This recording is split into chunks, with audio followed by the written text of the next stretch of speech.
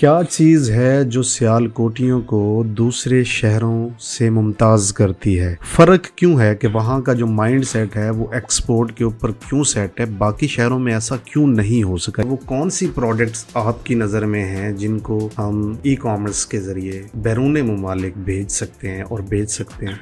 जब भी कोई सोशल मीडिया प्लेटफॉर्म्स के ऊपर नई चीज़ें इंट्रोड्यूस होती हैं तो उसमें पाकिस्तान शामिल क्यों नहीं होता? जैसा कि टिकटॉक शॉप, किसी भी चीज़ को बेचने के लिए प्रेजेंटेशन बहुत अहम होती है। तो पाकिस्तानियों को अपनी प्रोडक्ट की, सर्विस की, सोच की, ख्यालात की, नज़रियात की प्रेजेंटेशन को बेहतर करने के लिए क्या करना चाहिए? ये बताइए कि बहुत सारे लोग बहुत सारे ब्रांड्स के साथ लॉयल होते हैं। मिसाल के तौर पे अगर आप जूते पहनते हैं नाइकी के, तो आप हमेशा नाइकी ही लेना पसंद करते हैं। ये ब्रांड्स के साथ लॉयल्टी कैसे आ सकती है कि हम अपनी प्रोडक्ट के अंदर ऐसी कौन सी तब्दीलियां करें कि हमारा कस्टमर जब भी वो प्रोडक्ट खरीदने का सोचे तो हमारा ही नाम उनके जहन में आए? ई कॉमर्स, इस पे सरकार की पॉलिसियां किस अंदाज में पॉजिटिवली या नेगेटिवली असरअंदाज होती हैं?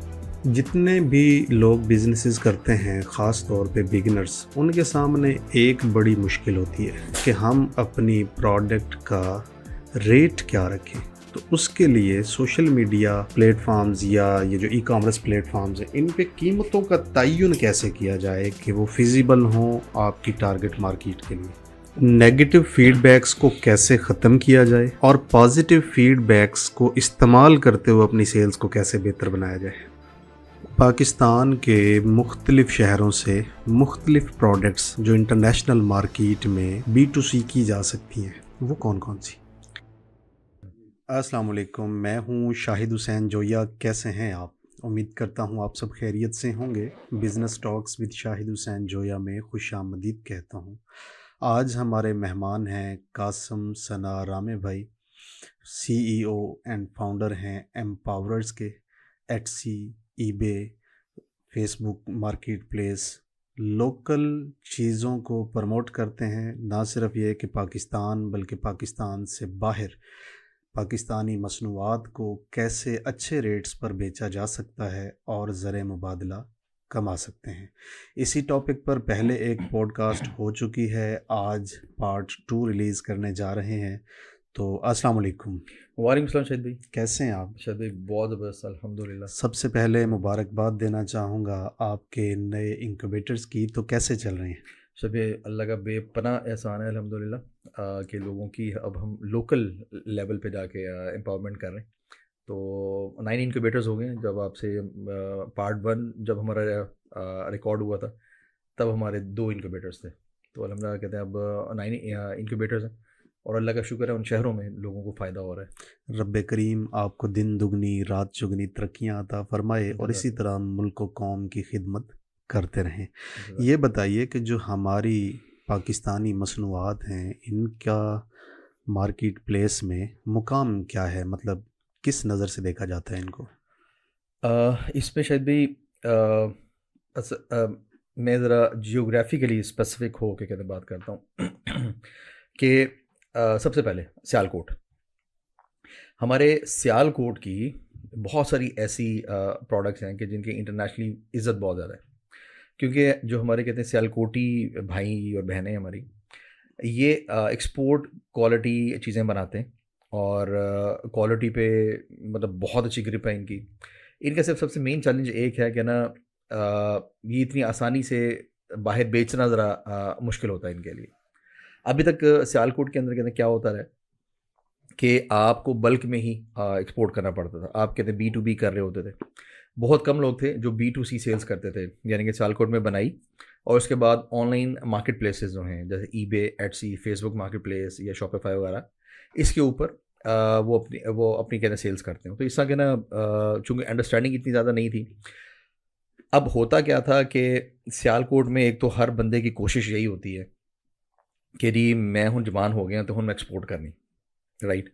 मतलब वो उनकी घुट्टी में है उनके।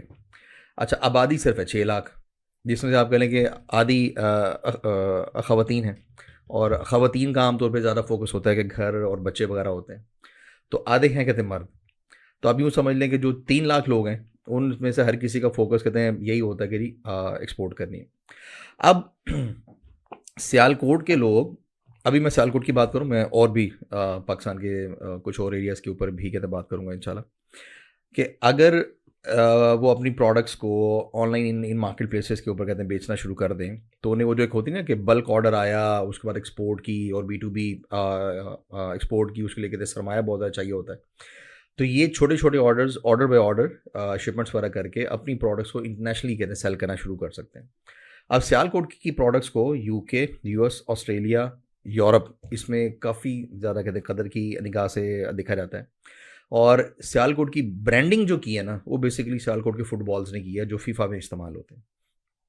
फीफा वर्ल्ड कप में जो सबसे बड़ा सप्लायर जो होता है हर दफ़ा, वो चाहे रशिया वाला फीफा वर्ल्ड कप था, वो अफ्रीका वाला था, या जो अभी कहते हैं कतर वाला हुआ है, बल्कि कतर के फीफा वर्ल्ड कप में तो 2-3 स्पेशल कहते हैं सीरीज़ निकली हैं फुटबॉल्स की नाम से ना, एक अल हिल्म है, एक मतलब इसी तरीके को अरबिक नेम्स हैं। तो सियालकोट के जो फुटबॉल्स हैं उन्होंने सियालकोट की ब्रांडिंग कहते हैं पूरी दुनिया के अंदर की हुई है।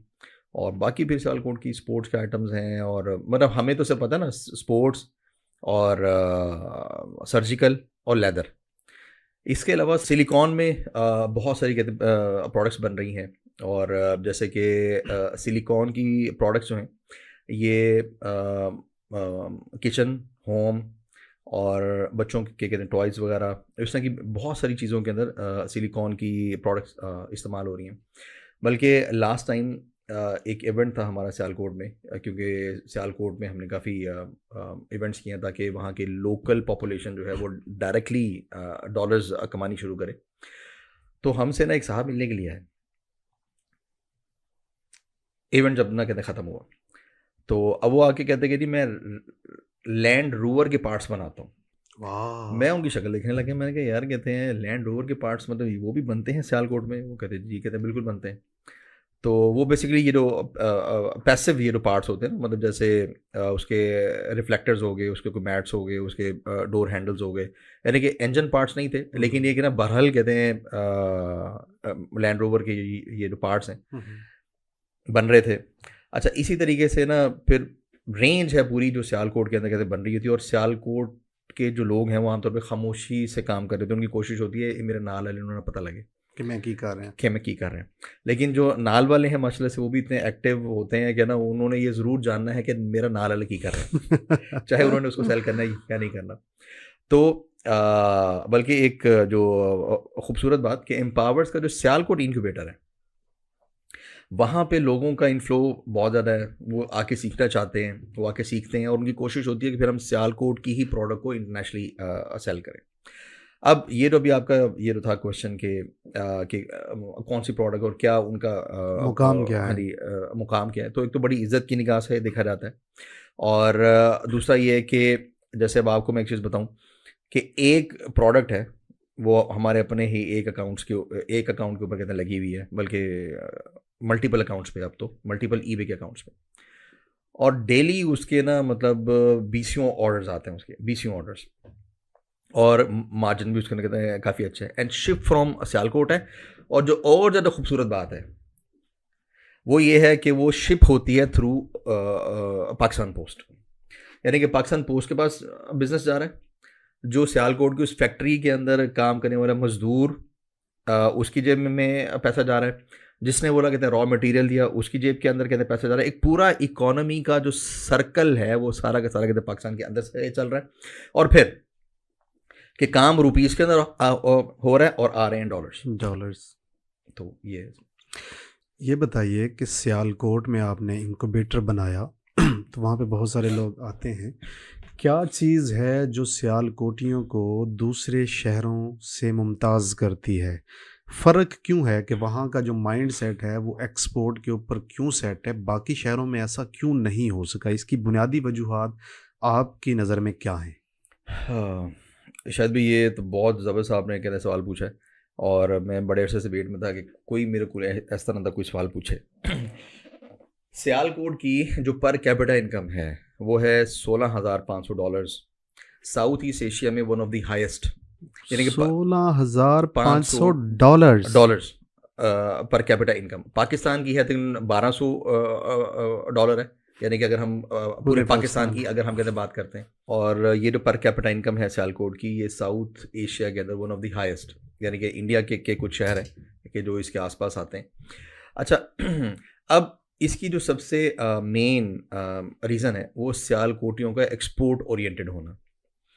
अच्छा अब वहाँ पे ना एक कल्चर कहते हैं बिल्ड हो गया हुआ है कि जो भी बच्चा जवान हुआ है अब उसका एक ही फोकस है कि जी मैंने किसी तरीके से एक्सपोर्ट करनी है मैंने, और इसी कंपेटिटिव और एक दूसरे से थोड़ा आगे बढ़ जाने की कोशिश के अंदर वो न्यू से न्यू कहते हैं प्रोडक्ट्स के अंदर कहते हैं काम करते हैं, उसके ऊपर R&D करते हैं, लोकल R&D करते हैं, और उसके बाद उसको बनाने की कोशिश करते हैं। अच्छा जो मुझे इसकी कहते हैं थोड़ी हिस्ट्री आती है समझ में कि सियालकोट में स्टार्ट में सागा स्पोर्ट्स एक हुआ करती थी, तो उनकी कहते हैं ना एक्सपोर्ट्स जो थी वो आउट ऑफ द कंट्री हो रही हुआ करती थी, तो उसकी वजह से लोग वहाँ पे इंस्पायर होना शुरू हुए, और ये जो 6 लाख लोग हैं ये ज़्यादा फोकस होना शुरू हो गए कि ये एक्सपोर्ट वाली साइड पर ही हैं। अच्छा अब अगर कहीं सियालकोट एक काम कर जाए ना कि हर एक बच्चा हर एक बच्ची जो कहते हैं सियालकोट से है, वो अगर साथ में जो international e commerce marketplaces हैं, eBay, Etsy, Facebook marketplace, और उसके बाद कहते हैं शॉपिफाई से यहाँ पे ये जो मेरी मुराद है वो है कि उनकी अपनी e commerce website.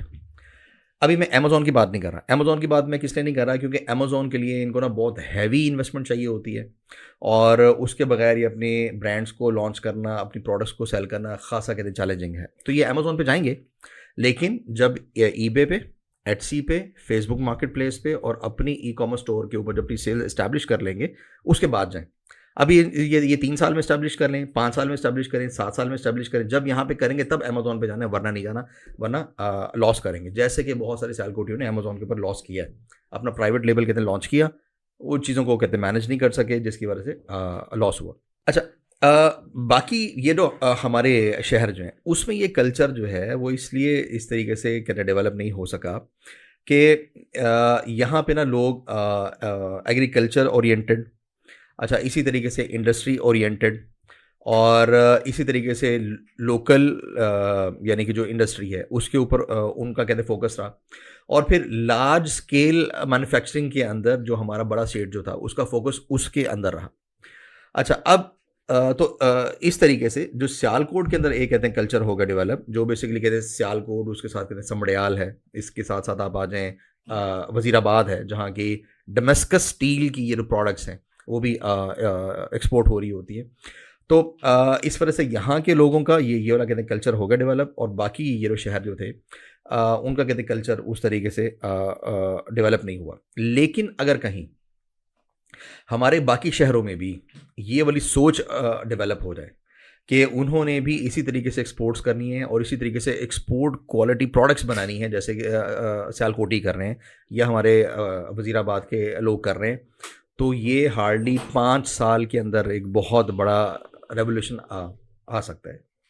Pakistani products जो हैं उनकी क्वालिटी को, पैकेजिंग को या इनफरादियत को कैसे उभारा जा सकता है, और वो कौन सी प्रोडक्ट्स आपकी नज़र में हैं जिनको हम ई कॉमर्स के ज़रिए बैरून ममालिक भेज सकते हैं और बेच सकते हैं, अच्छा पैसा कमा सकते हैं और ब्रांड्स बिल्ड कर सकते हैं? शबी ये तो आपने बात करी ना कि ब्रांड्स बिल्ड कर सकते हैं, ये तो बहुत बड़ा दुख है मेरा, बहुत बड़ा दुख है कि मैं अक्सर कहता होता हूँ सियालकोट हमारा वो शहर है जिसने दुनिया के ब्रांड्स को ब्रांड बनाया है और अपना ब्रांड नहीं है इसका कोई। यानी कि एडिडास के लिए ये काम करता है, नाइकी के लिए ये काम करता है, RDX के लिए ये काम करता है। RDX बेसिकली स्पोर्ट्स का ब्रांड है। इसके अलावा और पत्नी दुनिया के कौन कौन से बड़े बड़े कहते हैं ब्रांड्स हैं लेदर में, अपैरल्स के अंदर, इसके अलावा जनाब आपके स्पोर्ट्स के अंदर, सर्जिकल के अंदर, और इसी तरीके से जिस तरह भी मैंने आपके साथ ये चीज़ की डिस्कस की, लैंड रोवर तो एक एग्जांपल थी, इस तरह की बहुत सारी एग्जांपल्स हैं। लेकिन सियालकोट का अपना कोई ब्रांड नहीं है, मतलब फेमस छोटे मोटे तो हैं। अच्छा अब उसमें क्या है कि जो पाकिस्तानी प्रोडक्ट्स जो हैं उसमें मैं उनकी तरफ आता हूँ ज़रा। उससे पहले जो एक इम्पॉर्टेंट चीज़ है वो ये कि जो लर्निंग है ना, पहले तो सबसे ज़्यादा इम्पॉर्टेंट चीज़ है वो। अगर आपने e commerce international market places के ऊपर हाउ टू सेल ग्रिप नहीं किया, हाउ टू सेल को आपने सीखा नहीं, और आपने अपनी लर्निंग पे इन्वेस्ट कहते नहीं किया आपने, तो तब ये चीज़ें ना फिर मुश्किल हो जाती हैं। अच्छा, आप अगर खुद कहते मैन्युफैक्चरर नहीं भी है ना, लेकिन अगर आप सियालकोट में रहते हैं या आप सियालकोट से जाके सोर्सिंग कर सकते हैं, और आपने how to sell online on eBay और एटसी और फेसबुक मार्केट प्लेस, अगर ये चीज़ आपने सीख ली है तो सारा सियालकोट आपको प्रोडक्ट्स देने के लिए तैयार खड़ा है। ठीक हो गया। पहले तो ये चीज़ सीखनी बहुत ज़्यादा ज़रूरी है, उसके बगैर ना कहते हैं ये एक मिसिंग कहते हैं लिंक है। अगर वो आपने सीखा नहीं है आपने, तो आपके पास दुनिया की जितनी मर्जी अच्छी प्रोडक्ट होगी, आप उसको इफेक्टिवली सेल नहीं कर पाएंगे आप। एक बात होगी। दूसरा इसके अंदर कि अब जब आपकी कहते हैं लर्निंग हो गई, अब आपने राइट कहते हैं प्रोडक्ट के ऊपर कहते हैं काम करना है, और सियालकोट की अक्सर प्रोडक्ट्स का कहते हैं पोटेंशियल है कि वो ईबे के ऊपर बहुत अच्छी सेल हो। अच्छा, बहुत सारी प्रोडक्ट्स ऐसी हैं कि जिनका पोटेंशियल है कि वो एटसी के ऊपर बहुत अच्छी सेल होती हैं। ठीक हो गया। अच्छा, उसके बाद जो चीज़ें ईबे एटसी दोनों के ऊपर सेल होती हैं, उनका आम तौर पे पोटेंशियल होता है कि वो फेसबुक मार्केट प्लेस के ऊपर कहते हैं सेल हों। ठीक हो गया। अच्छा, मैं ये वाला पाथ कहते हैं क्यों बता रहा हूँ कि पहले ईबे फिर एटसी और फिर कहते हैं फेसबुक मार्केट प्लेस। ये इसलिए कि ना यहाँ पे आपका 2 लाख, 2.5 लाख, 4 लाख, 5 लाख, 7 लाख, 10 लाख, 12 लाख, 20 लाख पर मंथ की सेल्स आसानी से होनी शुरू हो जाती हैं, प्रोवाइडेड कि आपने कहते हैं लर्निंग की हुई है आपने। ठीक हो गया।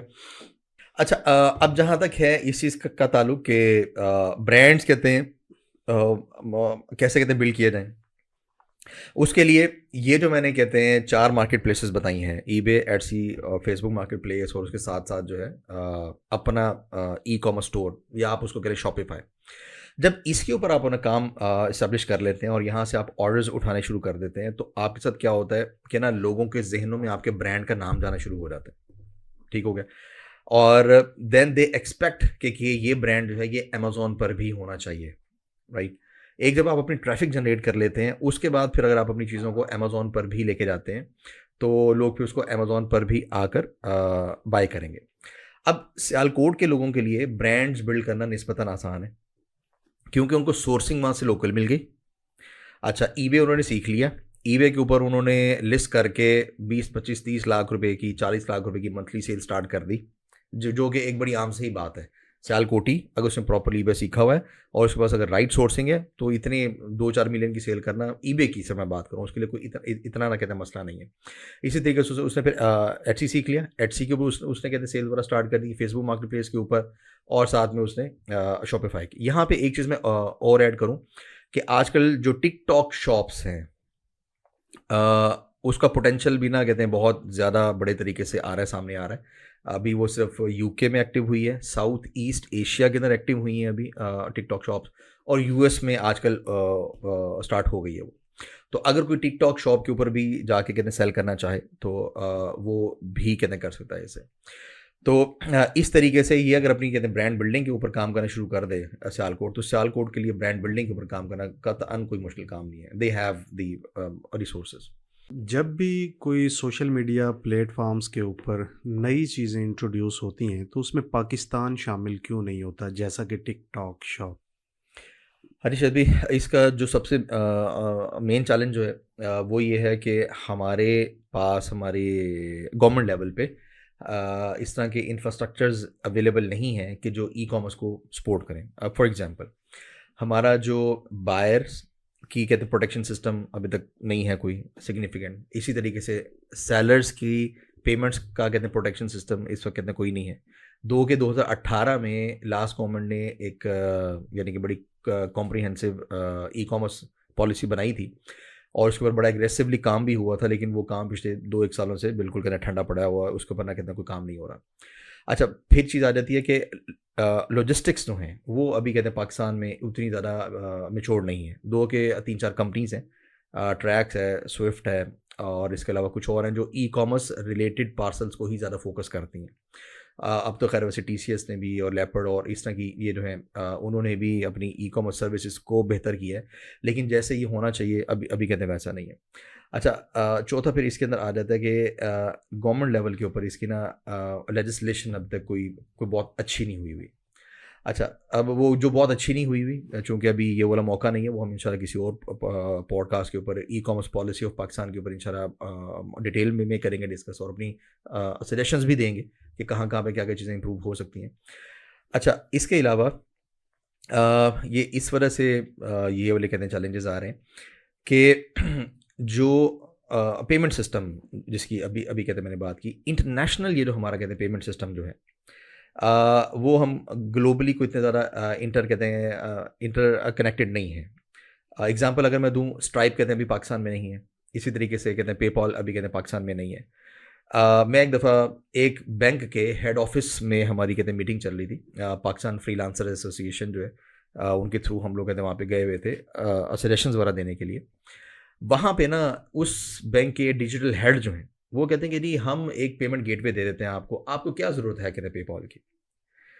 तो मैंने उनसे कहा कि सर आप ठीक है, आप हमें ना कहते हैं पेमेंट गेटवे दे देते हैं, क्या जो पेपॉल का 20-25 साल का जो ट्रस्ट अमेरिका, यूरोप, ऑस्ट्रेलिया वगैरह के अंदर इकट्ठा हुआ है लोगों के जहनों में, क्या वो ट्रस्ट भी आप उस वाले पेमेंट गेटवे के अंदर दे देंगे?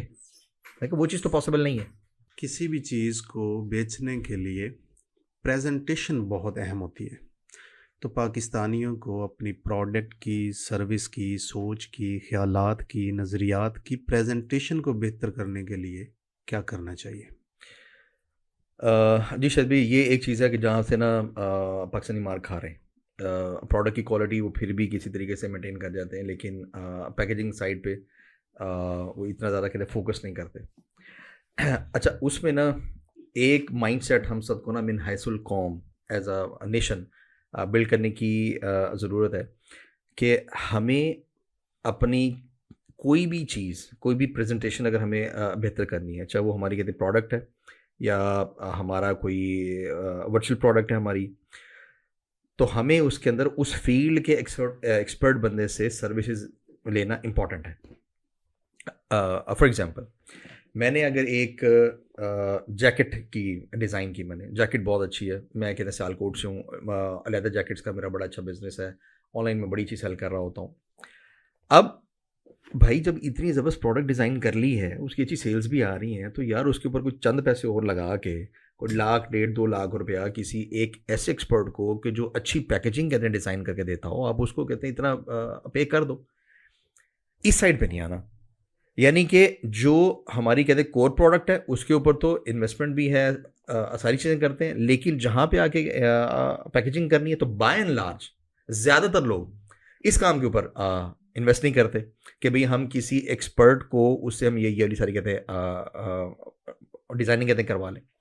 अच्छा, अब अगर हमने कोई पैकेजिंग डिज़ाइन करवा भी ली है, उसके बाद फिर उस पैकेजिंग को जहाँ से हमने कहते हैं बनवाना है उसके ऊपर फिर थोड़ी सी कंजूसी का शिकार हो जाते हैं। फॉर एग्जांपल कि जी यानी कि ये जो पैकेजिंग है अगर मैं चाइना से बनवाता हूँ तो मुझे ज़्यादा थोड़ी महंगी पड़ रही है, और अगर ये मैं सियालकोट से या लाहौर से या मुल्तान से जाके अगर मैं ये वाली कहते हैं पैकेजिंग बनवाता हूँ तो ज़रा मुझे थोड़ी सस्ती पड़ती है।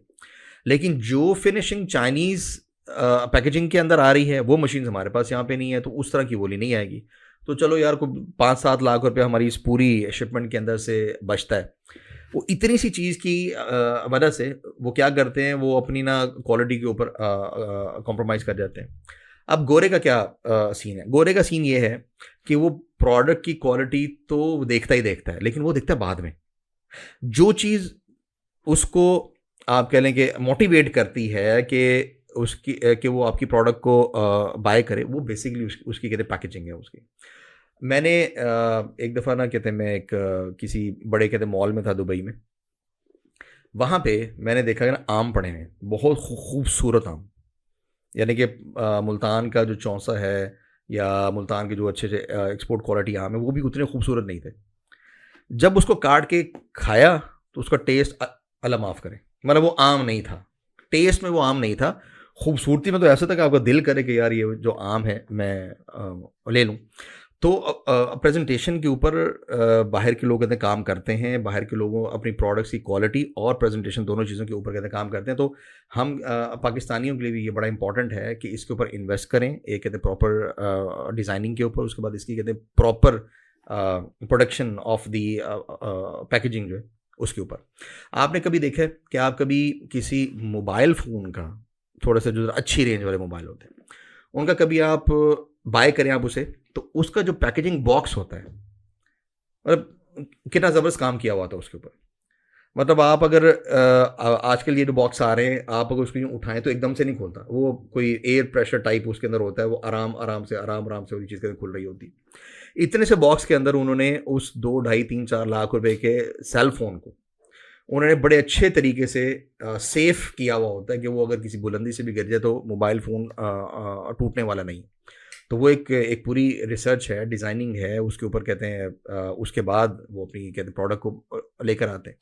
तो ये एक चीज़ है जिसके ऊपर इन्हें इन्वेस्ट करना चाहिए। ये बताइए कि बहुत सारे लोग बहुत सारे ब्रांड्स के साथ लॉयल होते हैं। मिसाल के तौर पे अगर आप जूते पहनते हैं नाइकी के, तो आप हमेशा नाइकी ही लेना पसंद करते हैं। ये ब्रांड्स के साथ लॉयल्टी कैसे आ सकती है कि हम अपनी प्रोडक्ट के अंदर ऐसी कौन सी तब्दीलियां करें कि हमारा कस्टमर जब भी वो प्रोडक्ट ख़रीदने का सोचे तो हमारा ही नाम उनके जहन में आए। हाँ निशाद भी, इस पे ना एक अगर इसको हम ई कॉमर्स के पर्सपेक्टिव से अगर हम कहते हैं बात करें, उसमें ना शायद भाई आपकी जो प्रोडक्ट की इमेजिंग जो है वो आपकी बहुत हाई क्वालिटी की होनी चाहिए। आपका हीरो इमेज जो उसको सबसे पहले कहते नज़र आता है, क्योंकि ई कॉमर्स में ना प्रोडक्ट नहीं पिक्चर दिखती है बेसिकली, कि कितनी ज़बरदस्त तरीके से आपने अपनी प्रोडक्ट को डिस्क्राइब किया हुआ है। अच्छा, उसके ऊपर आपको जितनी इन्वेस्टमेंट आपके लिए कहते पॉसिबल है ना कहते कर दें, लेकिन बहुत हाई क्वालिटी इमेजेस होने चाहिए। इसका क्या यूज़ है, उसका वो जो इमेज है, इसका कहते हैं यूनिक सेलिंग प्रोपोजिशन जो है वो क्या है, यानी कि ये बाकी इस तरह की प्रोडक्ट से ये क्यों स्टैंड आउट करती है, वो तमाम डिटेल्स जो हैं वो अच्छे तरीके से कहते हैं मेंशन होनी चाहिए। अब ये जो आपका कहते हैं क्वेश्चन है कि लॉयल्टी कैसे प्रोड्यूस करनी है। अच्छा, लॉयल्टी प्रोड्यूस करने से पहले का जो एक स्टेप है वो ये कि बंदा पहली दफ़ा बाय तो करे उसे। उसके लिए ना आपकी जो सोशल मीडिया कैंपेन्स हैं, आपकी जो आपकी कहते हैं डिजिटल कैंपेन्स हैं, वो आपकी बहुत हाई क्वालिटी होनी चाहिए आपकी। अच्छा, बहुत हाई क्वालिटी मींस बहुत हाई क्वालिटी, मतलब जहाँ तक आपकी सोच जा रही है, जो लॉजिकली आपके बजट में आता है उतना आप इन्वेस्ट कर दें। मैं ऑब्वियसली बात है यहाँ पे करूँ लॉजिकली जो आपको समझ में आता है, क्योंकि ऑब्वियसली बात है एक बंदे के लिए 1 मिलियन रुपीज़ बहुत बड़ा बजट है और एक बंदे के लिए $1 मिलियन भी इतना बड़ा कहते हैं बजट नहीं है। तो जो आपके बजट में है उसके लिहाज से जो आप हाईएस्ट जा सकते हैं ना, आप उसमें जाएं। अच्छा, अब जब आपकी जो सोशल मीडिया कैंपेन चल रही हैं, जो आपने अपनी प्रोडक्ट की इस्तेमाल कैसे करना है उसकी वीडियोस बनाई हुई हैं, उसके फीचर्स क्या हैं उसकी वीडियोस बनाई हुई हैं। अच्छा, उस प्रोडक्ट के जो यूज़र्स हैं उनके कहते हैं रिव्यूज़ और फीडबैक्स की आपने वीडियोस बनाई हुई हैं, मतलब आप खुद उसके ऊपर कहते हैं वीडियोस रिकॉर्ड कर रहे हैं, और इसके साथ साथ बहुत हाई क्वालिटी इमेजेस। ये जो आपकी सारी की सारी ये जो चीज़ें हैं ना, backed by the highest quality of your product, अगर ये चीज़ें आपने कर ली हैं और आप कंसिस्टेंटली ये चीज़ें कहते करते जा रहे हैं तो आप लॉयल्टी जनरेट कर जाएंगे। अच्छा, अब मेरे ख्याल में जो लफ्ज़ है ना ब्रांड बेसिकली क्या होता है, brand is an image in the mind of your buyer. अच्छा, अब वो उस इमेज के अगेंस्ट कहते हैं पे कर रहा होता है। अब मैंने ऐसे लोग देखे हैं जो जॉगर के लिए 1000 रुपये देने को तैयार नहीं होते, लेकिन वही अगर एडिडास की शॉप पे चले जाएं या स्केचर पे चले जाएं तो वो 30,000 रुपये का भी ले लेते हैं। और बेसिकली स्केचर ने उनके माइंड में एक इमेज बना दी है कि ये तुम अगर ये शूज़ लोगे तो ये शूज़ एडजस्ट करेगा तुम्हारे पाँव के मुताबिक। ये बड़े रिसर्च कहते शूज़ हैं, ये जो चीज़ें बताई हुई हैं, ये कहते हैं वो वाली चीज़ें हैं जो हमने बताई हैं, तो ये ज़रूर ये वाला कंफर्ट ना कहते मिलेगा तुम्हें। तो वो एक इमेज जो उनके माइंड के अंदर उसने क्रिएट कर दिया ना अपना, लोग उसके अगेंस्ट कहते हैं पे कर रहे होते हैं। अब लॉयल्टी से पहले जो दूसरा स्टेप है वो क्या है, वो है कि ब्रांड का बिल्ड होना। यानी कि पहला तो था कि वो पहली दफ़ा कम से कम बायो बोली कहते हैं मैंने चीज़ बता दी, फिर ये था कि ना कहते हैं ब्रांड का बिल्ड होना, और वो उसके अंदर ये जो मैंने चीज़ बताई कि brand is an image in the mind of a person के जो उस प्रोडक्ट को बाय कर रहे हैं। जैसे मैं अगर आपकी बात करूं, इस वक्त पाकिस्तान में माइक्रो बिजनेसेस को एस्टैब्लिश करने के हवाले से you are a brand, right. अब शाहिद जोया कौन है? शाहिद जोया एक आम इंसानों की तरह का है, इसके हाथ में भी 4 उंगलियां और एक अंगूठा है, दूसरे हाथ में भी ऐसा ही है, यानी कि ये भी एक आम बंदे की तरह का एक बंदा है। लेकिन शाहिद जोया ने पिछले 7-8 सालों में, 9 सालों में कंसिस्टेंटली लोगों को माइक्रो बिजनेसेस के ऊपर, एम्पावरमेंट के ऊपर बात करनी शुरू की, जिसकी वजह से लोगों के जहनों में इमेज बन गया कि माइक्रो बिजनेसेस के हवाले से अगर कोई मशवरा लेना है या कोई गाइडेंस लेनी है, उसके लिए कौन है? शाहिद जोया। अच्छा, ये बेसिकली एक इमेज है उनके माइंड में। अच्छा, अब ज़रूरी नहीं कि शाहिद जोया जो है उनकी उस माइंड पे जो इमेज है उस पर कहते हैं पूरा उतरे हैं या नहीं उतरे। अच्छा, जिनके उम्मीदों पे वो पूरा उतरे, उनके जहनों में वो ब्रांड मजबूत हो गया। जिनके जहनों में शाहिद जोया उन उम्मीदों पे कहते पूरा नहीं उतरे, वो ब्रांड उतना ज़्यादा स्ट्रांग नहीं हुआ। अच्छा, इसी तरीके को, इसी बात को अगर हम ले लें कि एक शूज़ है, एक बंदे ने बाय किया, तो अब अगर उससे सेटिस्फेक्शन हुई तो उस ब्रांड का इमेज उसके जहन में क्या हुआ है? स्ट्रांग हुआ है। अगर वो उसे सेटिस्फाई नहीं हुआ तो उसका इमेज स्ट्रांग नहीं हुआ। तो जहां पे ब्रांड एक इमेज है अगले बंदे के माइंड में, वहां पे ब्रांड है नेम, प्रॉमिस का, वादे का, कि जब भी आप मेरी प्रोडक्ट लेंगे, जब भी आप मुझसे मशवरा लेंगे, जब भी आप मुझसे ट्रेनिंग लेंगे, जब भी आप मुझसे माइक्रो बिजनेसेस की मशीनरी बाय करेंगे, या जब भी आप एम्पावरर से आके ईबे की ट्रेनिंग लेंगे आप, तो यही क्वालिटी मिलनी है आपको। तो ब्रांड एक तरफ तो ये है कि आपके बायर के जहन में इमेज आपकी प्रोडक्ट या सर्विस के हवाले से, दूसरा वो एक प्रॉमिस होता है ब्रांड के जो आप हर दफ़ा फुलफिल कर रहे होते हैं इन टर्म्स ऑफ क्वालिटी। ठीक हो गया? तो आप अगर पहली दफ़ा अपनी चीज़ की परचेजिंग करा गए, उसके बाद आपने उसकी प्रोडक्ट की क्वालिटी की बेस पे अगर आपने अपने कस्टमर को सेटिस्फाई कर दिया, अब आगे थर्ड स्टेज आ गई कि जी अब लॉयल्टी जनरेट करनी है। लॉयल्टी अब कहते कैसे जनरेट होगी? अब कंसिस्टेंट जब टारगेटिंग उसके ऊपर हो रही है, हमारे जो हमने वीडियोस रिकॉर्ड की हुई हैं अपने सेटिस्फाइड कहते कस्टमर्स के उससे उनके कहते हैं रिव्यूज़ आ रहे हैं, हम जनाब डेली कहते हैं न्यू इन्फॉर्मेशन दे रहे हैं अपनी प्रोडक्ट या अपनी सर्विस के हवाले से, उसके कहते हैं सक्सेस स्टोरीज दे रहे हैं, लोगों को उससे क्या फ़ायदा हुआ हम उसके ऊपर कहते हैं बात कर रहे हैं। और हम ऐसे लोग कि जिन लोगों का इमेज लोगों के जहनों में है, यानी कि आप कह लें बड़े बड़े इन्फ्लुएंसर्स, उनको हम कहते हैं हायर कर रहे हैं कि आएँ आप भी अगर हमारी प्रोडक्ट से एक्चुअल में सेटिस्फाइड है तो आएँ हमारी प्रोडक्ट का ऐड करें या आप रिव्यू, हाँ जी, रिव्यू दे दें आप, या उसके बारे में रिकमेंडेशन दे दें। ठीक हो गया? तो अगर ये तीनों स्टेप कहते हैं पूरे हो रहे हैं तो आप अपने ब्रांड की लॉयल्टी कहते हैं जनरेट करके। अच्छा, इसमें एक एलिमेंट है, वो ये कि ना loyalty generation is a function of time. पहले तो ये सारी चीज़ें जो मैंने बताई, उसके साथ साथ ना कहते हैं टाइम, ऑब्वियस सी बात है, इसके अंदर कहते हैं लगेगा। ऐसा नहीं है कि मैंने अगर आज एक चीज़ कहते हैं लॉन्च की तो 1 महीने के अंदर उसकी ब्रांड की कहते हैं एक तो लोगों ने बाय कर लिया, फिर वो उनके माइंड्स के अंदर ब्रांड इस्टेब्लिश हो गया, उसके बाद लॉयल्टी भी ना कहते हैं जनरेट होगी। तो वो 1 महीने में नहीं होता, इट टेक्स 3, 4, 5, 6 ईयर्स, 2 ईयर्स। तो ये सारी चीज़ें अगर करेंगे तो कोई भी बंदा, कोई भी बंदी वो अपना ब्रांड इस्टेब्लिश कर सकती है। ई कॉमर्स, इस पे सरकार की पॉलिसियाँ किस अंदाज में पॉजिटिवली या नेगेटिवली असरअंदाज होती हैं? इसमें शायद भी जो हमारे ऐसे इदारे पाकिस्तान के जो कोई लीगल फ्रेमवर्क बना रहे होते हैं, या जो कहते हैं टैक्सेशन वगैरह के हवाले से इन्वॉल्व होते हैं, वो अगर इस वक्त पाकिस्तानी ई कॉमर्स सेलर्स को छूट दे देना कि नहीं हम आपको किसी तरीके से कोई तंग नहीं कर रहे किसी भी सूरत में। यहाँ पे जो मेरा ये जो मेरी मुराद है कि हम कहते तंग नहीं कर रहे, इससे ये कि ना उनको ना किसी इस तरह की रेगुलेटरी कंपल्शंस के अंडर कहते हैं ना लेके आए जो उनके लिए फुलफिल करना कहते हैं मुश्किल हो रहे हैं। तो ये उनका बहुत बड़ा एहसान होगा। अगर इसको अगर मैं आसान अल्फाज के अंदर कहते हैं बयान करूँ, अगर गवर्नमेंट चाहती है कि ई कॉमर्स सेलर्स या डिजिटल बिजनेसेस वाले लोग, डिजिटल बिजनेसेस में सॉफ्टवेयर डेवलपर, डिजिटल बिजनेस में जो चीज़ें आ जाती हैं, अगर गवर्नमेंट चाहती है इनको सपोर्ट करना, तो गवर्नमेंट खुदा के वास्ते कुछ ना करे, तंग ना करे, हमें हमारा काम कर लेने दे।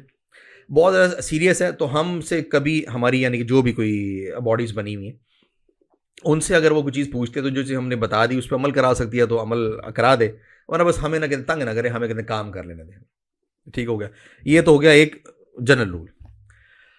दूसरी चीज़ ये कि अगर हम स्पेसिफिकली ई कॉमर्स की अगर हम कहते हैं बात करते हैं, अगर कहीं पाकिस्तान से हफ्ते में एक कार्गो प्लेन जो है वो जो 3 कहते हैं फेमस डेस्टिनेशन हैं, यूएसए, यूके एंड ऑस्ट्रेलिया, ये अगर पाकिस्तान से जाना शुरू हो जाए, चाहे ये कहते हैं पाकिस्तान पोस्ट करे या कोई लोकल कंपनी कर ले, तो इससे ना पाकिस्तानी प्रोडक्ट्स की sales through e commerce on eBay, Etsy, Facebook marketplace, TikTok shop और साथ में जो अपना कहते हैं वेब स्टोर होता है, यानी कि अपनी ई कॉमर्स कहते हैं वेबसाइट जो होती है, ये बहुत तेज़ी से ना कहते हैं बूस्ट कर सकता है ये। अच्छा, ये जो मैंने अभी बोला कि एक कार्गो प्लेन जिसके अंदर छोटे छोटे पार्सल जा रहे हैं, अगर एक बंदे ने फॉर एग्जांपल एक ग्लास भी बेचना है या एक कहते हैं बॉल पेन बेचना है तो वो भी यहाँ से शिप हो। ठीक हो गया, तो ये मैं क्यों कह रहा हूँ कि अगर 7वें दिन अगर वहाँ पे डिलीवरी हो रही है यूएस के अंदर, अगर 9वें दिन वहाँ पे कहते हैं हो रही है डिलीवरी हो रही है, तो तब भी एक्सेप्टेबल है। और अगर कहीं ये टाइम 5 से 7 दिन पे आ जाए, ठीक हो गया, तो पाकिस्तान की जो ई कॉमर्स है पाकिस्तानी प्रोडक्ट्स की, वैसे तो हम यानी कि चाइना से सोर्स करके या अदर कंट्रीज से सोर्स करके वो तो पाकिस्तानी कर रहे हैं, ठीक हो गया, लेकिन चूंकि आपने कहा कि आज का हमारा टॉपिक जो है वो सिर्फ Pakistani products on international market places, on eBay, Facebook marketplace और इन सब चीज़ों के ऊपर, तो मैं इस वजह से अपनी बात को सिर्फ उसी तक ही स्पेसिफिक कर रहा हूँ कि अगर कहते हैं गवर्नमेंट इस साइड पे हमें कहते हैं सपोर्ट करते हैं, कहते हैं कि हमें लॉजिस्टिक्स दे दे इन तीनों कंट्रीज तक इंस्टेंट, बहुत कहते हैं कम प्राइसिंग के साथ, मैं कहता हूँ स्टार्ट में गवर्नमेंट इससे कमाए ना। देखें, अगर कहते हैं डॉलर्स पाकिस्तान में आ रहे हैं ई कॉमर्स सेल्स के अगेंस्ट, तो बेसिकली तो पाकिस्तान के पास ही फॉरेन रिजर्व आ रहा है ना, डॉलर्स आ रहे हैं, तो पाकिस्तान को फ़ायदा तो हो रहा है। तो अगर तो वो कर सकते हैं तो इसको सब्सिडाइज कर दें, थोड़ा बहुत लॉस अगर गवर्नमेंट को इस लॉजिस्टिक्स के ऊपर लेना पड़ता है लेकिन अपनी कहते हैं ई कॉमर्स इंडस्ट्री को उठाए। अगर ये गवर्नमेंट नहीं कर सकती तो फिर इतना कर ले कि उसको अपने ब्रेक इवन के ऊपर कर ले कि एक जहाज़ भेजने के बाद जो कहते हैं खर्च आ रहा है उसमें जितने पार्सल्स पड़े हुए हैं उनके ऊपर कहते हैं डिवाइड कर दे, यानी कि प्राइसिंग पॉलिसी ऐसी अगर कहते हैं बन जाती है कि जिससे ई कॉमर्स के जो छोटे सेलर्स हैं जो B2C सेल्स करते हैं, बिजनेस टू कंज्यूमर, उनको अगर एम्पावर कर दे तो रेवोल्यूशन खड़ा हो जाएगा। अब असल में ना इतनी सारी बातें हैं जो मैं कहते करना चाह रहा हूँ, लेकिन जो हमारे व्यूवर्स हैं और इसी बात है वो भी इतनी लंबी कहते हैं बातें नहीं सुन सकते। एग्जांपल मैं आपको देता हूँ, हमारी एक ना कहते स्टूडेंट है जिसने हमने गवर्नमेंट ऑफ पाकिस्तान के साथ मिलके भी ई कॉमर्स एम्पावरमेंट के ऊपर कहते हैं काम किया, और 25 में से माशाल्लाह से जो 24 बच्चे हैं उन्होंने अर्निंग स्टार्ट कर दी अपनी पासिंग आउट से पहले, और वो 24 बच्चों ने 2.5 मिलियन अर्न कर लिया अपना कहते हैं क्लास ख़त्म होने से पहले। अब एक बच्ची थी उसमें जो कील होते हैं, नेल्स होते हैं कील, तो वो नेल आर्ट्स के ऊपर कहते हैं काम करती है, नेल आर्ट्स पे, यानी कि धागा और कील उससे ना डिफरेंट टाइप्स ऑफ वो बनाती है, क्या बोलेंगे उसे, सीनरियाँ कह लें आप उसे। अब उसकी कहते हैं बाहर काफ़ी डिमांड है, और अगर फॉर एग्जांपल ये लोकल 2,500 का वो बेचती है तो वही चीज़ बाहर $250 की बिकती है, ठीक है, लेकिन वो $250 पे जब उसने उस आर्ट को बड़े कहते हैं प्रिजर्व करके उसकी अच्छी पैकेजिंग करके अगर उसने उसको भिजवाना है फेडेक्स से या DHL वगैरह से, तो उसके लिए कहते हैं वर्केबल नहीं रहता उसके लिए। पाकिस्तान पोस्ट से भेजेंगे तो वो कहते हैं टाइम ज़्यादा लेता है। तो इस तरह के बहुत सारे हमारे आर्टिस्टिक कहते हैं लोग बैठे हुए हैं, हमारे संग बहुत सारे कहते हैं क्राफ्टिंग वाले कहते हैं लोग बैठे हुए हैं, उनकी कहते हैं प्रोडक्ट्स नहीं जा रही बाहर, और कहीं गवर्नमेंट ये एक काम कर दे, साथ में कहते हैं पेपॉल ले आए और साथ में कहते हैं स्ट्राइप ले आए, ठीक होगा, और भी चीज़ें हैं, लेकिन फिलहाल मैं ये वाली 3 चीज़ें करूँ। ये तीनों चीज़ें आते साथ ही अगर आज हमारी ई कॉमर्स एक्सपोर्ट $1 बिलियन पे अगर खड़ी है, एग्जैक्ट कहते हैं अभी मेरे पास कहते हैं नंबर्स नहीं है, $1 बिलियन के ऊपर अगर खड़ी है तो ये सिर्फ 1 साल के अंदर कम से कम 100% बढ़ जाएगी।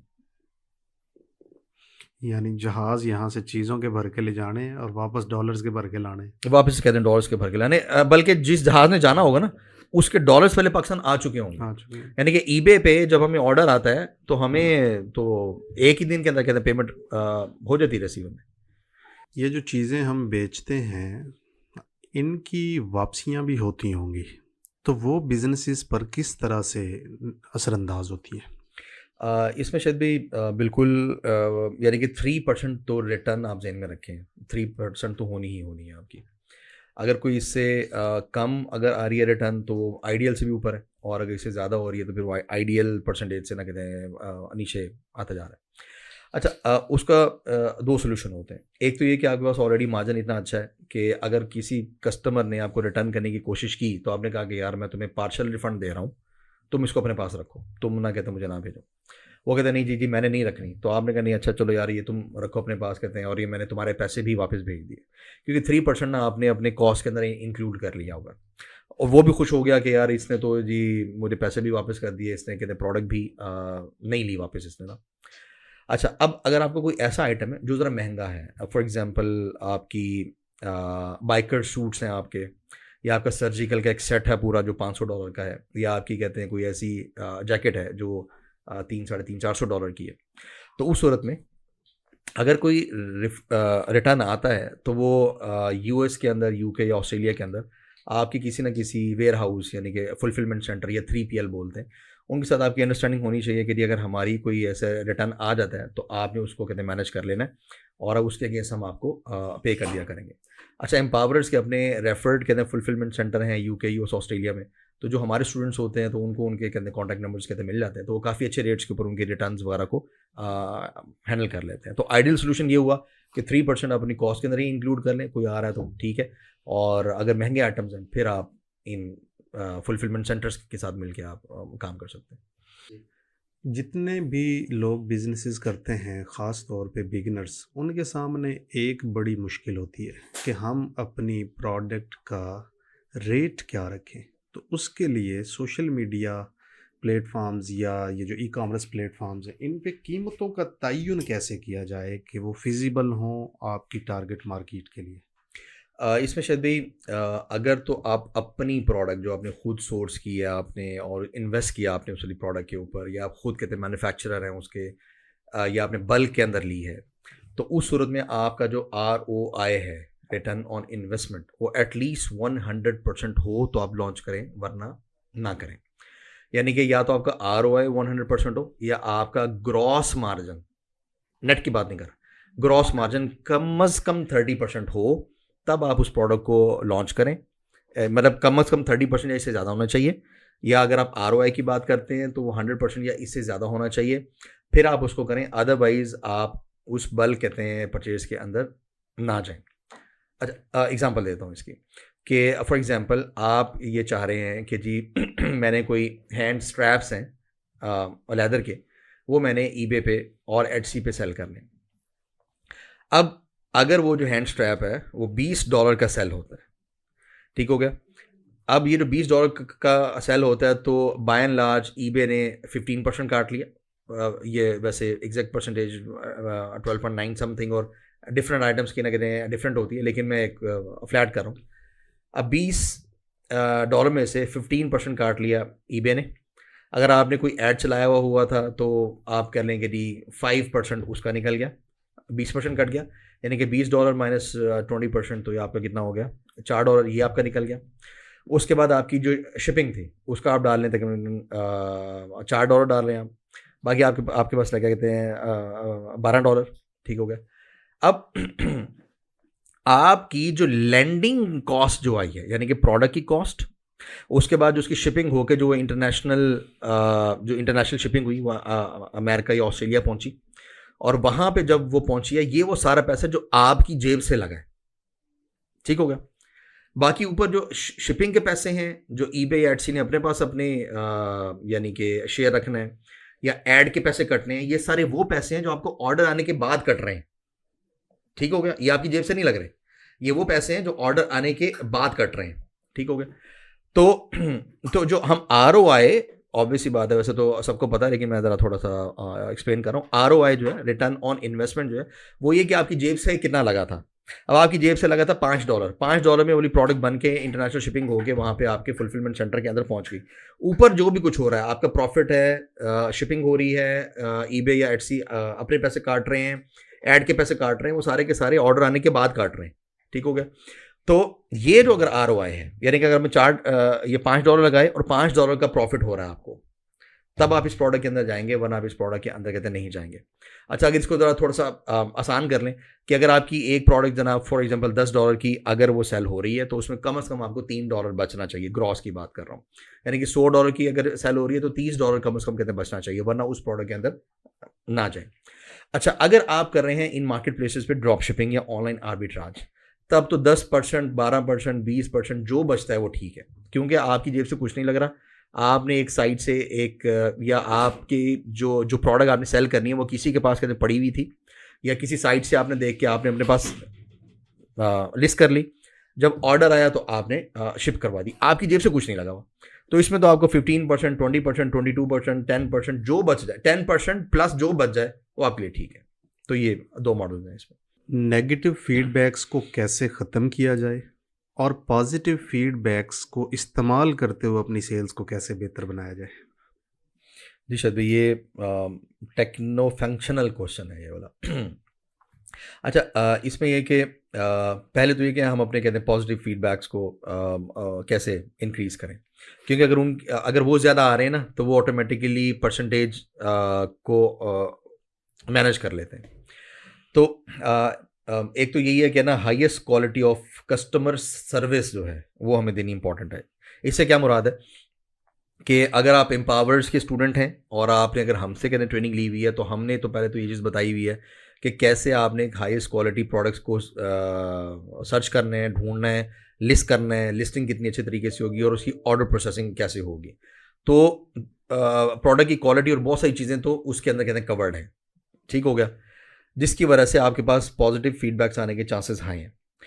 अच्छा, अब क्या है कि जब आपको एक प्रोडक्ट अपनी डिलीवर आपकी हो गई है कस्टमर तक, तो अक्सर कस्टमर ना उनके पास टाइम नहीं होता या उस चीज़ को इतना कहते हैं बॉदर नहीं करते, तो आपको कोई फीडबैक नहीं देते हैं आपको, अगर उनका एक्सपीरियंस अच्छा है अगर उनका। तो उसके लिए ना कुछ ऑटो यानी कि रिमाइंडर्स होते हैं जो आप ईबे के अंदर से एक्टिव कर देते हैं आप, और इसके अलावा अलहदा से भी टूल्स होते हैं कि जिसमें आपका जो ईमेल मैसेज है वो उस बायर को जा रहा होता है कि जी अगर आपको हमारी प्रोडक्ट और या हमारे साथ एक्सपीरियंस अच्छा लगा तो आप हमें फीडबैक दें। और इन रिमाइंडर्स को भेजने से ना लोग आपको फीडबैक दे देते हैं। आप खुद से भी मैसेज कर सकते हैं कि जी अगर आपको मेरी सर्विस और मेरी प्रोडक्ट अच्छी लगी तो आप मुझे कहते हैं फीडबैक दें, और ये ज़रूर करना चाहिए। ये चीज़ बेसिकली कस्टमर सर्विस के अंडर आ रही होती है। अच्छा, अब अगर कोई नेगेटिव कहते हैं फीडबैक आ गया है, तो इस वक्त आपकी हाईएस्ट जो आपका फोकस होना चाहिए वो ये होना चाहिए कि इस नेगेटिव फीडबैक को रिमूव करवाना है। ठीक हो गया। अब उसके लिए सबसे पहले तो यही है कि आप कस्टमर से ही कहते हैं बात करें, उससे कहेंगे जी आपने ये मुझे नेगेटिव फीडबैक कहते हैं क्यों दिया। बाज़ औक़ात ना कस्टमर ने एक चीज़ ऑर्डर की होती है किसी और सेलर से, अच्छा साथ में आपसे भी ऑर्डर किया होता है, उस सेलर ने चीज़ लेट की होती है, आपकी टाइम से पहुंची होती है, वो आपको मिक्स कर देता है और वो आपको दूसरा सेलर समझते हुए आपको नेगेटिव फीडबैक देता है। इस तरह के बहुत सारे केसेस हुए हैं हमारे साथ। तो इस वजह से ना आपको पहले अपने कस्टमर को इंगेज करना बड़ा इंपॉर्टेंट है। अच्छा, अब अगर फॉर एग्जांपल उसने कह दिया आपकी प्रोडक्ट बहुत अच्छी है लेकिन ना आपकी डिलीवरी लेट थी, तो अगर तो वाक़ईतन डिलीवरी आपकी लेट थी तो उसे अपोलोजाइज करें, उसे कहेंगे जी आप अपना ये जो नेगेटिव फीडबैक है रिमूव करो, और वो कर देते हैं, गोरे करते हैं। अच्छा, अगर यानी कि कोई ऐसी चीज़ थी जो आपके कहते कंट्रोल में नहीं थी, तब तो आपने उसको भी समझाया और वो आमतौर पे मान भी जाते हैं। अगर आपका अपना कोई फॉल्ट था तो उसको ऑफर कर देंगे, यार मैं तुम्हें पार्शियल रिफंड देता हूँ। फॉर एग्जांपल $20 की चीज़ थी, मैं तुम्हें ना $2 वापस भेज देता हूँ, $5 मैं तुम्हें कहते हैं वापस भेज देता हूँ। Negative feedback is a killing thing for your accounts. EBay में अगर हम बात करें तो नेगेटिव फीडबैक आने से आपका जो ईबे का रैंकिंग एल्गोरिदम है उसमें इम्पैक्ट नहीं होता, लेकिन सोशल इम्पैक्ट आता है। एक बंदा है वो आपसे आके कोई चीज़ बाय करना चाह रहा है, उसने यार पहले देखा कि यार इस वाले स्टोर के या इस वाले अकाउंट के जो यानी कि फीडबैक परसेंटेज है वो तो 90% से कम है, यानी कि नेगेटिव फीडबैक ज़्यादा है। यही प्रोडक्ट एक और स्टोर पे मैं देख रहा हूँ तो उसके जो कहते हैं फीडबैक परसेंटेज है वो है 99%। तो अब ज़्यादा लाइकली यही है कि वो उसी को ही ऑर्डर करेगा जिसका कहते हैं फीडबैक परसेंटेज अच्छी है जिसकी। ठीक हो गया। तो अब ये एक ना कहते हैं टेक्निकल बात है वैसे कि नेगेटिव फीडबैक ईबे की सिर्फ बात कर रहा हूँ, उसमें रैंकिंग एल्गोरिदम पे इम्पैक्ट नहीं करता, लेकिन सोशल प्रूफ पे इम्पैक्ट करता है। तो इस वजह से नेगेटिव फीडबैक आपने जो जतन करना है उसको आपको 100% के तरह रिफंड देना है, आपको कुछ करना करके आप अपने अकाउंट की हेल्थ बचाएं। अच्छा, आपकी अकाउंट की हेल्थ बचाने का जो मतलब है वो ये है कि जैसे आपकी एक दुकान है, शॉप है, किसी मार्केट के अंदर। अगर वो जो मार्केट है उसके आपकी शॉप के बाहर किसी ने आके ना एक पेज कहते हैं चिपका दिया कि जी मैंने इनसे फॉर एग्जांपल लैपटॉप लिया था और इन्होंने जो मुझे लैपटॉप दिया वो अच्छा नहीं था, और नीचे उसमें नाम शाम सब कुछ लिखा। अब हर आने जाने वाला वो पढ़ रहा है, जाहिर सी बात है उसकी सेल के ऊपर इम्पैक्ट आएगा। हर बंदा कह रहा है कि यार ये एक बंदा इश्तिहार लगा के चला गया, तो तुमने क्यों उसको नहीं दिया लैपटॉप सही। एक बंदा आके इश्तिहार लगा देता है कि इसने लैपटॉप तो मुझे अच्छा दिया था लेकिन इसकी आफ्टर सेल सर्विस अच्छी नहीं है। ठीक हो गया। तो इसी तरीके ये जिस तरह एक शॉप के ऊपर किसी ने आगे नेगेटिव कहते हैं रिव्यू या फीडबैक देके गया हुआ है, तो आपकी जो आपका ईबे है या आपका एटसी है या आपका फेसबुक मार्केट प्लेस है वो ऐसे ही है कि जैसे वहाँ पे किसने नेगेटिव कहते हैं फीडबैक दे दिया तो आपकी सेल्स के ऊपर इंपैक्ट होना शुरू हो जाता है। तो ये तरीका है रिमूवल का। बाकी अगर हम ईबे वगैरह की अगर हम बात करें तो फिर कुछ एडवांस मेथड्स हैं कि ट्रांजैक्शन डिफेक्ट का जो वो आपने कैसे रिमूव कराना है, एंड कुछ ऐसे नेगेटिव फीडबैक्स होते हैं कि कस्टमर आ जाते हैं कहते जी हम नहीं रिमूव करते, तब फिर आपने ईबे से कैसे बात करके रिमूव कराना है। हमारा अल्हम्दुलिल्लाह अब तक 100% अल्लाह का शुक्र है सक्सेस रेट है in removing the negative feedback of our eBay accounts अल्हम्दुलिल्लाह। पाकिस्तान के मुख्तलिफ शहरों से मुख्तलिफ प्रोडक्ट्स जो इंटरनेशनल मार्केट में B2C की जा सकती हैं वो कौन कौन सी? हाँ निशात भाई, इसमें यानी कि एक तो जैसे हमने सियालकोट के ऊपर काफ़ी ज़्यादा बात की हमने, बल्कि जो एम्पावर्स का जो सियालकोट का इंक्यूबेटर है वहाँ पे हमारे सिटी लीडर हैं फरियाद हुसैन, उनसे लोग जाके मिल सकते हैं, उनसे सीख भी सकते हैं ईबे एटसी को। इसके अलावा वहाँ से लोकल यानी कि प्रोडक्ट की जो सोर्सिंग है उसको कहते देख सकते हैं। मैं तो बिल्कुल नाम लेके इसलिए बता रहा हूँ कि भाई करो। और बल्कि सियालकोट में हमने जब भी इवेंट्स किए तो वहाँ पे कहते मुझे पता लगा है कि आपकी काफ़ी बड़ी कहते फ़ैन फॉलोइंग है, क्योंकि आप माशाल्लाह से बिजनेसेस इस्टेब्लिश करने का बताते हैं और वहाँ पे हर बंदा ही बिज़नेस करना चाहता है और एक्सपोर्ट ओरिएंटेड करना चाहता है। तो उसमें शायद एक तो रिक्वेस्ट ये भी होगी कि आइंदा आपकी कोई भी वीडियोज़ आएँ तो आपने सियालकोट को ज़रा ख़ास तौर पे फोकस करना है, क्योंकि माशाल्लाह से अगर $16,500 पर कैपिटा इनकम तक वो शहर पहुँच गया हुआ है, तो हो सकता है कि आपकी एक वीडियो से या आपकी सीरीज़ ऑफ वीडियो से वो लोग और ज़रा हिम्मत पकड़ें, उनको देखते हुए कहते हैं बाकी शहर भी कहते हैं हिम्मत पकड़े। अच्छा, एक तो हो गया सियालकोट, दूसरा अब हम आ जाते हैं वज़ीराबाद। वज़ीराबाद की तो बहुत सारी ऐसी प्रोडक्ट्स हैं कि जो यूरोप में बहुत ज़बरदस्त तरीके से सेल होती हैं।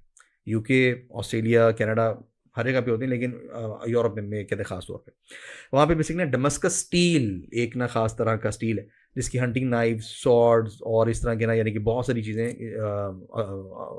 कटलरी आपकी हो गई और इस तरह की ना कहते हैं बहुत सारी चीज़ें जो इस तरह की मिलती जुलती कहते हैं प्रोडक्ट्स के अंदर आती हैं, और ये भी ईबे एटसी वगैरह के ऊपर बहुत अच्छी सेल्स करते हैं। अच्छा, इसी तरीके से जो केपी के और जीबी यानी कि गिलगित बल्तिस्तान, यहाँ के जो जेम स्टोन्स हैं, राइट, एक तो प्रीशियस और सेमी प्रीशियस दोनों, और इनकी कहते हैं ज्वेलरी, ये ईबे एटसी दोनों के ऊपर कहते हैं बहुत अच्छी सेल होती है। अगर हम कहते हैं बात करें तो पेशावर की जो कहते हैं नमक मंडी है, या आप एम्पावर्स का जो इनक्यूबेटर है पेशावर का, वहाँ पे अबू मरवान खान साहब होते हैं। He is now a certified gemologist. वो पहले सिर्फ ईबे सेलर थे, अब उन्होंने मास्टर से ऑनलाइन चूँकि सेल्स कर रहे थे, लोगों को एम्पावर कर रहे थे, तो उन्होंने फिर जिमोलॉजी भी कर लिया ताकि लोगों को ज़्यादा एम्पावर कर सकें। तो आप जनाब यानी कि बहुत तरह के कहते हैं स्टोन्स हैं कि जिनकी ईबे के ऊपर कहते हैं सेल्स होती हैं। टूरमलीन है, एक्वामरीन है, इसी तरीके से आपका कहते हैं कैंजनाइट है, मतलब एक रेंज है पूरी। और इसमें यानी कि कुछ ऐसे जेम स्टोन्स होते हैं, एक तो होते हैं जो ज्वेलरी के लिए यूज़ होते हैं, और कुछ ऐसे जेम स्टोन्स होते हैं कि जो जैसी पहाड़ से निकला तो लोग ना, बाहर के लोगों को ज़रा शौक होता है कि अगर एक नेचुरल स्टोन है, खूबसूरत लग रहा है, तो उसके अपने ड्राइंग रूम वगैरह के अंदर सजा के रखें, तो उसको हम लोग बोलते हैं जेमस्टोन स्पेसिमेन। तो जेमस्टोन स्पेसिमेन दुनिया में एक ही तरह का होता है। अच्छा, उसकी एक अपनी ही प्राइस होती है, उसकी प्राइस वो होती है जो लोगों की निगाह में उसकी प्राइस है, तो उसके ऊपर बहुत हाई मार्जिन से निकलते हैं। अच्छा, इसी तरीके से सवात में जो एमरल्ड है पाकिस्तान का, ज़ुमुर्द, ठीक हो गया, ये वन ऑफ द बेस्ट जो है वो सोर्स होता है सवात से। सवात में ना कहते 4 माइंस है, सवात के 4 शहरों में इसके कहते माइंस हैं इसकी। और हमारा सवात में भी इंक्यूबेटर है, वहाँ पे अनवर खान साहब होते हैं। सवात में शिराज मार्केट के नाम से कहते हैं मार्केट है, जहाँ पे ना सारा दिन ट्रेड ही एमरल्ड की होती है। यानी कि हम एक दफ़ा जब वहाँ पर गए तो मैं एक माइन का विज़िट करने के लिए गया, तो माइन का जो लीज ऑनर जो था उसने कहा कि जी सिर्फ अगर आप हमें खुल के काम कर लेंगे, गवर्नमेंट अगर हमें तंग ना करें, और हमें राइट मशीनरी इंपोर्ट करने दे तो हम पाकिस्तान का कर्जा सिर्फ एमरल्ड से उतार सकते हैं। अब वहाँ से एमरल्ड लेके इंडिया अपनी ज्वेलरी बना रहा है, वहाँ से एमरल्ड लेके थाईलैंड अपनी ज्वेलरी बना रहा है, वहाँ से एमरल्ड लेके चिली अपनी ज्वेलरी बना रहा है, वहाँ से एमरल्ड लेके यूके, यूएस, ऑस्ट्रेलिया वगैरह, और चाइना तो बहुत ज़्यादा कहते हैं बाइंग कर रहे हैं वहाँ से। एमरल्ड हमारा कमाल हो रहे हैं। अच्छा, इसी तरीके से आप आ रहे हैं जो हमारा ख्योड़ा के आसपास की ये जो हमारी जगह है जहाँ पे पिंक सॉल्ट और उसकी ये जो प्रोडक्ट्स हैं उसकी तो एक बहुत बड़ी कहते हैं मार्केट है। दो कि अब इसकी ईबे पे सेल्स कम है, लेकिन एटसी वगैरह के ऊपर इसकी सेल्स कहते हैं काफ़ी बेहतर है, और आप अगर अपना वेब स्टोर बना लेते हैं तो उसके ऊपर कहते हैं काफ़ी अच्छी सेल्स है। अच्छा, इसी तरीके से आप आ रहे हैं हमारा जो पाकिस्तान का मैनचेस्टर है, फैसलाबाद। फैसलाबाद की तो बहुत सारी आपकी यानी कि प्रोडक्ट्स हैं जो बेसिकली टेक्सटाइल ओरिएंटेड हैं। आपका होम टेक्स यानी कि होम टेक्सटाइल, आपकी बेड शीट्स, आपके ये पिलो कवर्स, आपके कहते हैं पिलोज़, और मतलब इस तरह की बहुत सारी चीज़ें, एक रेंज है पूरी।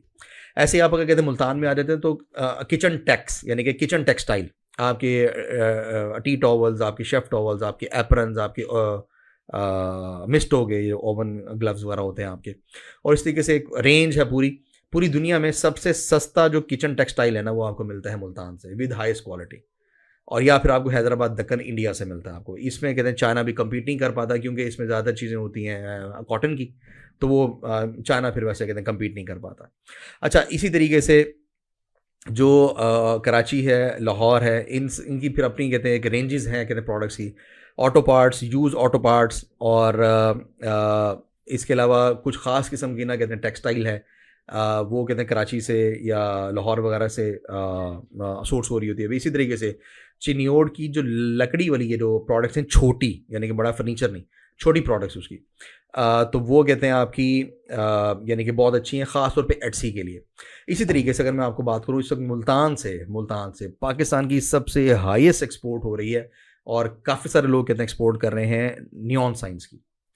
नियॉन साइंस के ऊपर तो बहुत ज़्यादा कहते हैं कहाँ लिए, जैसे पीछे कहते हैं नियॉन साइन लगे में, और बहुत हाईएस्ट क्वालिटी नियॉन साइंस जो हैं एक्सपोर्ट हो रहे हैं। 2-4 बड़े बड़े कहते हैं ग्रुप्स हैं, उन्होंने इसको फोकस किया हुआ है। इवन इस वक्त मतलब कोई और शहर उसको कम्पीट नहीं कर रहा। हैदराबाद की ग्लास आइटम्स, हैदराबाद के असल में वो जो ग्लास आइटम्स है ना वो चूँकि थोड़े ब्रेकेबल में आ जाते हैं, तो इस वजह से अभी चूँकि हमारे शिपिंग चैनल्स अभी इतने इस्टेब्लिश नहीं हैं, और अगर हम DHL वगैरह का यूज़ करते हैं तो फिर वो बहुत ज़्यादा कहते हैं महंगे पड़ जाते हैं। इस वजह से मैंने भी उसकी कहते हैं बात नहीं की। लेकिन इनमें से किसी एक नीश को, किसी एक प्रोडक्ट लाइन को भी अगर कोई पकड़ ले, लेकिन साथ अगर उसकी ईबे की प्रॉपर ट्रेनिंग हो, मैं ये बार बार बोलूँगा क्योंकि कुछ लोग कहते हैं कि नहीं मैंने जी यूट्यूब से मैं जाके सीख लूँगा। तो मैं एक चीज़ कहता हूँ कि जी, if you want to get confused on a very fast pace, start watching YouTube से ना आप डिफरेंट इन्फॉर्मेशन आप ले सकते हैं, लेकिन एक स्ट्रक्चर्ड नॉलेज के जो आपके डॉलर्स जनरेट कराने शुरू करें वो बहुत मुश्किल है, राइट। आपको सपोर्ट चाहिए, आपको मतलब एक आपके पूरे इकोसिस्टम का हिस्सा बनना बड़ा इंपॉर्टेंट होता है। यानी कि मैं तो खुल के कहता हूँ, ईबे सीखना है ना तो एम्पावर्स को ज्वाइन करो, एम्पावर से ट्रेनिंग लो, सीखो। मैं ये वाली चीज़ क्यों कह रहा हूँ, क्योंकि we are the experts in eBay in Pakistan, बल्कि अब तो हमारे स्टूडेंट्स कहते हैं कि we are global experts in eBay, right, because of our ecosystem जो बिल्ड हो गया। यानी कि मैं अकेला इतना एक्सपर्ट नहीं हूँ, लेकिन जो एक इको सिस्टम बिल्ड हो गया उसकी वजह से। अच्छा, अब ये जो पाकिस्तानी कहते हैं जेम स्टोन है, शिगर का, हुंजा का, सकरदू का, गिलगित का, काटलंग ये मदान के करीब जगह है, वहाँ से एक स्टोन निकलता है, मैं हमेशा पिखराज निकलता है वहाँ से, या बरल, वो एक ना कोई बहुत हाई क्वालिटी स्टोन है वो एक ही माइन मैंने सुना है दुनिया में है जो उस कलर में कहते हैं बोला स्टोन निकलता है। इसी तरीके से कोहिस्तान जो है हमारा, जो कोहिस्तान का एरिया है, वहाँ पे 2-4 कहते हैं माइंस हैं कि जहाँ से कुछ खास किस्म के स्टोन्स निकलते हैं जो दुनिया में कहीं और नहीं है। तो अगर प्रॉपरली इनके ऊपर कहते हैं काम स्टार्ट हो जाए, अभी जैसे एक हमारा स्टूडेंट है सवाद का, जो हमारे पेशावर इनक्यूबेटर में ट्रेनिंग लेने के लिए आया, वो एक गवर्नमेंट जॉब करता था, उस अल्लाह के बंदे ने अपनी गवर्नमेंट जॉब छोड़ दी उसने।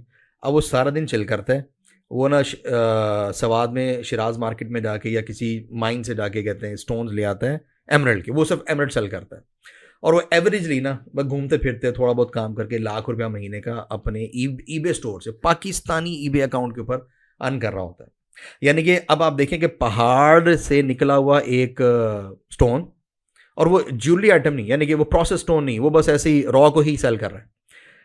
अच्छा, अब उसने जनाब वो लिया, ला के उसने कहते हैं लिस्ट किया। अब फॉर एग्जांपल 1 महीने में उसकी 3 लाख की सेल आई, ठीक हो गया। तो बेसिकली तो वो 3 लाख का एक कहते हैं प्रोसेस चला ना, ठीक हो गया। 3 लाख की सेल आई और सारा खर्चा खुर्चा निकाल के लाख रुपए बच गया उसे। और अब उसकी मतलब ये जो सेल्स हैं ये बेहतर से बेहतर से बेहतर होती चली जा रही। ये एक एग्जांपल है। अभी हमने पिछले दिनों कितने कैलकुलेट किया तो एक बड़ा कंजर्वेटिव फिगर है, सिर्फ एम्पावरर्स का जो फेसबुक ग्रुप और एम्पावरर्स के स्टूडेंट्स, इन्होंने मिल के सिर्फ ईबे पे 8 अरब रुपए से ज़्यादा की सेल्स की हैं इन 10 मंथ्स ऑफ 2023। वाह, अल्हम्दुलिल्लाह। अल्हम्दुलिल्लाह। और इसमें से बहुत सारी सेल्स इस तरह की हैं कि जो गवर्नमेंट की किसी कैलकुलेशन में है ही नहीं और आ भी नहीं सकती जब तक गवर्नमेंट एक प्रॉपर इनको फैसिलिटेशन नहीं देती इन्हें, क्योंकि बहुत सारे आइटम्स तो एज अ गिफ्ट जा रहे होते हैं, एज अ सैंपल जा रहे होते हैं तो अगर उसको as a e commerce export कहते हैं ये ट्रीट करना शुरू कर दें और उसके अगेंस्ट जो है कहते हैं कोई मतलब इंसेंटिव, सिर्फ ये इंसेंटिव दे दें कि तंग ना करें ठीक हो गया। तो आप देखें कहते हैं चीज़ें कहाँ से कहाँ जाती हैं। तो इस तरीके से मतलब ये एक कहते हैं पूरा प्रोसेस है। और अगर किसी को फौरी तौर पे हेल्प चाहिए तो एम्पावरर्स का जो फेसबुक ग्रुप है empowerers.co/group, उसमें आगे कहते हैं अपनी पोस्ट डालें हमारे, या हमारी जो इनक्यूबेटर्स हैं मुल्तान, लाहौर, फैसलाबाद, साहिवाल, सियालकोट, पेशावर और सवात, यहाँ पे हमारे इनक्यूबेटर्स को आप जाके विजिट कर लें। वहाँ पे आप नहीं आ सकते, हमारा कहते हैं यूट्यूब चैनल देख लें, empowerers.co/YouTube, हमारा जो ग्रुप है उसमें उसमें आके पूछ लें। और बेहतरीन यही होगा कि एक डेडिकेटेड फोकस ट्रेनिंग जो है ना वो कहते हैं ज़रूर ले लें, उनका फ़ायदा है। ना भी लें तो हमें फ़र्क नहीं पड़ता अल्हम्दुलिल्लाह, लेकिन अगर कर लें तो उनका उनका कहते हैं फ़ायदा है इसके अंदर, ताकि वो डॉलर्स के अंदर कहते हैं अर्निंग स्टार्ट कर दें। हमेशा एक बात कहता हूँ कि जिसको बेचना आता है वो मट्टी को सोने के भाव बेच देता है, और जिसको बेचना नहीं आता वो सोने को मट्टी के भाव नहीं बेच सकता। सीखना बहुत ज़रूरी है, और एम्पावरर से बेहतर एटसी और ईबे सिखाने वाला अभी मेरी नज़र में नहीं।